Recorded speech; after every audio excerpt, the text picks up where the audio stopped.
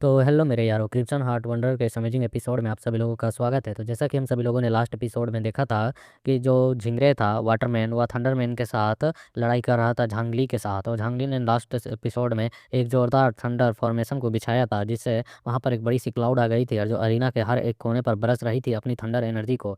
और उन सभी थंडर अटैक से यह झिंगरे बचने की कोशिश कर रहा था, इधर उधर भाग रहा था, और भागते हुए ही वह कुछ वाटर वेव्स को क्रिएट करता है और उन वाटर बॉल्स को उन्हें थ्रो करते हुए एक टेक्निक का नाम लेता है, जो कि होती है इसकी वाटर ड्रैगन वेव। और ये जो वाटर ड्रैगन वेव होते हैं, इसमें 3 ड्रॉप्स होते हैं जो आपस में इकट्ठे होकर एक बड़े से वाटर वेव का कन्वर्सन करके सीधे इस थंडरमैन की तरफ अटैक करने के लिए बढ़ चुका होता है। बट हम देखते हैं या उस अटैक से लकी बच जाता है साइड की ओर हटते हुए, और वह वाटर वेव जो होती है वह सीधे जाकर उसके क्लाउड्स में जाकर टकराती है, जहाँ पर थंडर एनर्जी चारों तरफ बह रही थी। और जब वाटर और थंडर का क्लैश होता है तो आसमान से बादलें छट जाती हैं, चारों ओर झटकी जाती हैं, और उन सभी बादलों को छटते हुए देख लोग कहते हैं कि वाह, एक काफ़ी शानदार वार था, उसने एक झटके में इन सभी बादलों को साफ कर दिया।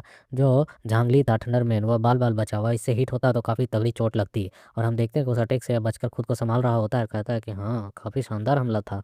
और इधर जो वाटरमैन होता है वह कहता है कि तुमने मुझ पर एक मिड रैंक की थंडर टेक्निक का इस्तेमाल किया और हमला किया, लेकिन यह अफसोस की बात है कि तुम्हारी जो मौजूदा लेवल है और मेरी जो मौजूदा लेवल है वह अभी डिफरेंट हो चुकी है, क्योंकि मैं फाइटिंग के दौरान ही अपने लेवल्स को अप कर चुका हूँ, अर्थ एंड हेवन के गेट्स को ओपन कर चुका हूँ, जिसकी वजह से यहाँ अर्थ एंड हेवन में मौजूद हर एक शक्ति को मैं महसूस कर सकता हूँ, और साथ ही तुम्हारी अंदर की कमियों को भी। और वह अपने वाटर टेक्निक के साथ ही उसके करीब जाते हुए उसे मतलब कि छेड़ते हुए उसे धमकाते हुए कहता है कि अर्थ एंड हेवन के द्वार ओपन होने के बाद मैं तुम्हारे हर एक मिस्टेक, खामोशी को, टेक्निक्स को देख सकता हूँ, और इसलिए अब तुम मुझसे बिल्कुल भी नहीं बच सकते हो, इसलिए यहीं पर हार मान जाओ। तो यह सुन थंडरमैन कहता है कि डैम, तुमने तो बस कुछ चीज़ों को भांपा, लेकिन अभी भी तुम यहाँ पर पूरी स्थिति को समझ नहीं पाए हो। यह सुन उसे धमकाते हुए कहता है कि अब तो यहाँ पर बादल भी छट चुके हैं, और बादल छटने के बाद तुम्हें लगता है कि तुम्हारे थंडर यहाँ पर गरज सकते हैं या बरस सकते हैं। बिना बादलों के तुम्हारे थंडर यहाँ पर किसी काम के नहीं हैं, क्योंकि बादल ही नहीं तो थंडर कहाँ से आएगा। यह सुन थंडरमैन कहता है कि वेट, तुम्हें सचमुच में ऐसा लगता है? तुमसे किसने कह दिया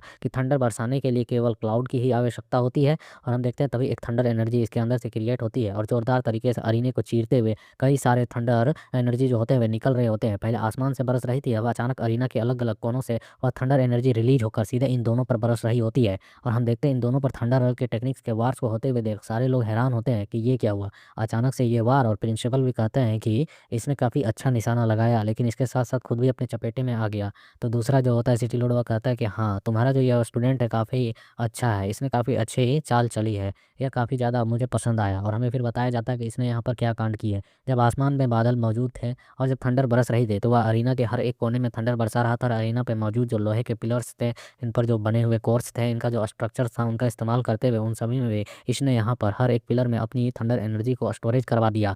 और जो बरसी सो बरसी बाकी बात थंडर एनर्जी इन लोहे के पिलर्स में कन्वर्ट होकर रह गई, इनमें उसने कंट्रोल कर कर रोक कर रखा था, और उसका इस्तेमाल वो इसने यहाँ पर इसके करीब आने का किया, इंतजार किया कि ये मेरे करीब आए और तब इस पर बरसाया जाए। और इन सभी चीज़ों को फील करते हुए हमारा हीरो कह रहा होता है कि कम से यह काफ़ी ज़्यादा ही शानदार और बिल्कुल सही अटैक था, उसने सही समय पर वो यह वार किया है। और जिसकी वजह से हमें दिखाया जाता है ये दोनों ही दर्द में होते हैं, क्योंकि दोनों ही बंदों पर थंडर एनर्जी काफ़ी ज़ोरदार तरीके से बरसी हुई होती है, और दोनों ही की बॉडी जो होते हैं वह थंडर टेक्निक को झेल रही होती है, और काफ़ी ज़्यादा ही ज़ोरदार धमाका होता है। और एक तरफ वाटरमैन तो एक तरफ थंडरमैन घसीटा हुआ अरीना में चारों ओर गिरते हैं। और फिर यह थंडरमैन खुद को संभालते हुए किसी तरह से उठाते हुए कहता है कि ओ तेरी, मेरा तो सर हिल गया। किस्मत से थंडर जो टेक्निक होती है इनसे बचाव करने की मेरे पास टेक्निक है अच्छी खासी, और थंडर्स को झेलने की मुझे आदत है, इसलिए मैं यहाँ पर बच गया। लेकिन वो, और हम देखते हैं इसकी तो यहाँ पर पानी की भाप बन चुकी होती है, इसके मुंह से भाप निकल रहा होता है, ओ ओ कर रहा होता है। और इसकी ऐसी हालत को देखकर यहाँ पर अपने हाथों को झाड़ते हुए कहता है कि किस्मत से तुम अभी सिर्फ 6th लेवल पर मौजूद हो, अगर तुम इससे हाई लेवल पर होते, इसके पीक पर होते, तो मेरा यह मौका भी गया था। काफ़ी गंदा हो गया है यह मेरा कपड़ा यार, अब मुझे इसे साफ़ करना होगा। बट हम देखते हैं कि इसकी जो हाथ की में जो थंडर एनर्जी मौजूद होती है वह अचानक से अभी भी रिलीज हो रही होती है, और इस चीज़ को यह सेंस कर कर कहता है कि व्हाट द हेल, अरे बाप रे, आखिरकार ये क्या है? क्या यहाँ पर तुमकिन पहले इसकी दाऊ युवान टेक्निक कन्वर्ट हो रही है? और हम देखते हैं ये अपने बोन्स में मौजूद करता है, मतलब कि महसूस करता है अपने अंदर के कोर एरिया में जिनमें इनकी कीवाई एनर्जी मौजूद होती है, वह इसकी एनर्जी जो होती है यहाँ पर ड्रेन हो रही होती है, मानो इसकी जितनी भी कीवाई एनर्जी थी वह खाली सी हो चुकी हो, एम्प्टी हो चुकी हो। और इस चीज़ को यह फील करते हुए कहता है कि ये क्या है? क्या मैंने कुछ गलत अनुमान लगाया या नहीं? यह तो सुमन थंडर थी, मैंने इसका ऊर्जा का कुछ भी तो इस्तेमाल नहीं किया, फिर भी यह खपत हो चुकी है, मेरी एनर्जी खत्म हो चुकी है। और फिर हम देखते हैं कि इस झिंगरे ने यहाँ पर कुछ झींगे वाले पौधे लगा दिए होते हैं, जो कि इन युवान हर्ब्स होती हैं और इन हर्ब्स की वजह से यह सब कुछ हो रहा होता है, इसकी एनर्जी ड्रेन हो रही होती है और इन सभी चीज़ को फ़ील करके ये कहता है कि ये क्या है? ये तो yin युआन हर्ब्स है। आपने कितनी यहाँ पर इन चीज़ों को और कब सेटअप किया? आखिरकार या ना तो दोस्त देखता है ना ही दुश्मन देखते हैं ये ट्री, ये दोनों ही के दाव आर्ट्स को घींचते जाती है, उनकी एनर्जी को खपत करते जाती है। इतनी सारी एनर्जी तुम्हारे पास अभी भी कहाँ से बची है कि तुम इन सभी का इस्तेमाल कर सकते हो? इसका उलट वार तुम पर भी पड़ेगा। और हम देखते हैं ये बंदा जो लेटा हुआ था, ये तुरंत ही खड़ा हो जाता है, कहता है तो क्या हुआ अगर हमारी एनर्जी यहाँ पर ख़त्म ही हो जाती है पूरी तरह से हमेशा के लिए तो? और हम देखते हैं ये इसे इतना सीरियस होते हुए देख इस फाइट के लिए, यह तुरंत ही यहाँ पर अपने हाथ को ऊपर की ओर करते हुए कहता है कि मैं यहीं पर इस चीज़ को कंसाइड करता हूँ, मतलब कि कंफर्म करता हूँ, स्वीकार करता हूँ अपनी हार को। और ये जैसे ही हार मान चुका होता है, बट इस बंदे ने यहाँ पर हमला करने के लिए अपने हाथ को आगे बढ़ा दिया होता है और इसके हार मानने के साथ ही यहाँ पर यह रुक जाता है और इसकी केवल खाली यहाँ पर वेव्स एनर्जी ही, मतलब कि इसके हवा के झटके ही पड़ते हैं, ज़्यादा कुछ यह अटैक नहीं कर पाता है क्योंकि यह बंदा मतलब कि एकदम पूरा लिमिट पीक लेवल तक जाकर लड़ने को तैयार था, बट हार मानने को नहीं। और हम देखते हैं इसे फिर यहाँ पर हार मानते हुए देख कहता है कि चलो काफ़ी अच्छे हुआ, तुम काफ़ी ज़्यादा समझदार हो कि सही समय पर हार मान लिया। मुझे यहाँ पर अपने इस रियलम पर पहुँचने के बाद तुम्हें एक बात बतानी है। जब तुम इस रियलम पर पहुँचोगे तो तुम यहाँ पर केवल अपने बॉडी के अंदर मौजूदा एनर्जी को ही इस्तेमाल नहीं कर पाओगे, बल्कि earth and heaven gate open होने के बाद हर एक एरिया से एनर्जी को एब्जॉर्ब कर सकते हो। इसलिए यहाँ पर एनर्जी खत्म होने का सवाल ही पैदा नहीं होता है मेरा, लेकिन तुम्हारा तो यहाँ एनर्जी पूरी तरीके से मैं ड्रेन कर सकता था। और फिर हमें दिखाया जाता है, रेफरी यहाँ पर झंडा दिखा देता है और हमारा छिछोरा अनाउंसर कहता है कि विजेता का फैसला हो चुका है। इस वर्ष की जो सिटी जो कि मतलब 3 सिटी की डिबेट थी, मैच थी, उसमें 5वीं कक्षा के क्लास के झिंगरे जो थे वह जीत चुके हैं। यह मैच यहीं पर ख़त्म होता है और हम देखते हैं वहाँ पर मरीना का सीन दिखाया जाता है, काफ़ी तबाही मची होती है और यह सभी को ग्रीट कर रहा होता है। और फिर हमारा यहाँ पर जो बंदा होता है कि चलो भाई कमाल कर दिया, वह बंदा जो हमारे हीरो के साथ लड़ा था, वो अपने भाई को शाबाशी दे रहा होता है। और यहाँ प्रिंसिपल के जो साथ सिटी लॉर्ड होते हैं वह कहता है कि हालाँकि लगातार 5 वर्षों से जीते आ रही किताब तुम्हारे द्वारा चूक चुकी है, लेकिन फिर भी इस बार जो विजेता का मतलब कि उपविजेता है सेकंड लेवल पर आने वाला, वो तुम्हारा ही सिटी है, इसलिए इतना ज़्यादा बुरा मत मानना। और हम देखते हैं कि फिर यहाँ पर ये बंदा हमारा थंडरमेंट कपड़ों को झाड़ते हुए आ रहा था, कह रहा था डैम ये तो काफ़ी ज़्यादा गंदा हो गया, मुझे इसकी सफाई करवानी होगी। और यहाँ पर हमारा हीरो कहता है कि हालांकि दोनों की जो आध्यात्मिक एनर्जी थी वह काफ़ी ज़्यादा यूज की गई थी, इसके बावजूद भी वह झिंगरे था, उसने यहाँ पर लास्ट मोमेंट पर एक टेक्निक का इस्तेमाल किया, हर्ब टेक्निक का। आखिरकार उसने इतनी सारी एनर्जी लाई कहाँ से? तो हमारा जो कछुआ एल्डर होता है वो समझाता है, बबुआ तुम अर्थ एंड हेवन के बारे में जानते हो? इसकी एनर्जियाँ जब तुम 6ठी लेवल पर पहुँचोगे ना, तो तुम यहाँ पर जो अर्थ एंड हेवन में मौजूद की वाई एनर्जी है, उनका भी इस्तेमाल कर सकते हो। इस दुनिया में इसकी भरपूर मात्रा में है, बस तुम्हारी क्षमता पे डिपेंड करता है कि तुम कितनी एनर्जी एब्ज़ॉर्ब कर सकते हो, उसे कन्वर्ट कर सकते हो अपने यूज़ के लिए। इसके बाद तुम्हारी दाव ग्रहण शक्ति जो होती है वह बहुत ज़्यादा बढ़ जाती है उन गेट्स के ओपन होने के बाद। और ये अपने मुँह को सहलाते हुए कहता है, लेकिन जो थंडर वाला बबुआ था, उसके पास इतनी ज़्यादा मौका नहीं थी और ना ही उतनी ज़्यादा दाँव की समझ थी, जिसकी वजह से वह यहाँ पर हार गया। लेकिन फिर भी वह चाहता तो जीत सकता था, अपने दाँव कोर को नष्ट करके, एनर्जी को बर्न करके, मतलब कि पूरी तरीके से यूज़ कर सकता था और इससे जीत सकता था। लेकिन इसके बाद उसकी कल्टीवेशन में बहुत गड़बड़ी हो जाती, ज़्यादा से ज़्यादा वह 8वां रियलम तक पहुँच पाता, उसके बाद उसका आगे बढ़ना कल्टीवेशन में बहुत मुश्किल हो जाता।